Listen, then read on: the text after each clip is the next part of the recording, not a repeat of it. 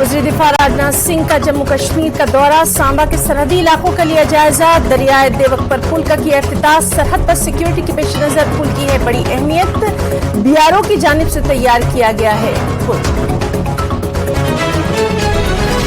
وزیر اعظم نریندر مودی نے دیا آسٹریلیا کے وزیر اعظم کی اہلیہ اور برازیل کے صدر کی اہلیہ کو کشمیری پشمینہ بطور تحفہ۔ کشمیری پشمینہ میں بنی گئی ہیں کئی دلکش کہانیاں۔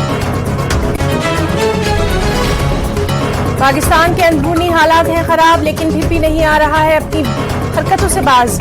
دہشت گردی کو ختم کرنے کی ہماری کوششیں رہیں گی جاری، جموں کشمیر کے نوجوان صحیح راستے کا کر رہے ہیں انتخاب، جموں کشمیر میں دہشت گردی کے لیے نہیں ہے کوئی جگہ۔ این سی کے سینئر لیڈر جاوید رانا کا بیان، کہا ملک کے کئی عوام کی ہونی چاہیے یکساں وابستگی، چاہے وہ بھارت کہلائے یا ہندوستان۔ حکومت عوامی مسائل سے دھیان ہٹانے کے لیے ڈال رہی ہے لوگوں میں ٹوٹ، 370 نے بنایا جموں کشمیر کو ہندوستان کے ساتھ انضمام کے قابل۔ پی ڈی پی صدر محبوبہ مفتی نے کیا تشویش کا اظہار، سیب، اخروٹ اور دیگر مصنوعات پر درآمدی ڈیوٹی کم کرنے پر کیا تشویش کا اظہار، کہا اس اقدام سے کشمیر میں ہوگی میوہ صنعت متاثر۔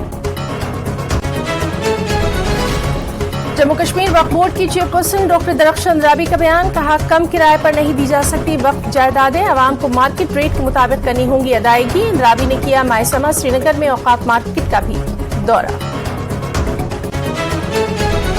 بی جے پی جموں کشمیر کے صدر رویندر رینا کا بیان، مودی حکومت نے شہیدوں کو دیا ہے کافی احترام، پنچ میں شہید D S P Manjit Singh کو کیا خراج عقیدت پیش۔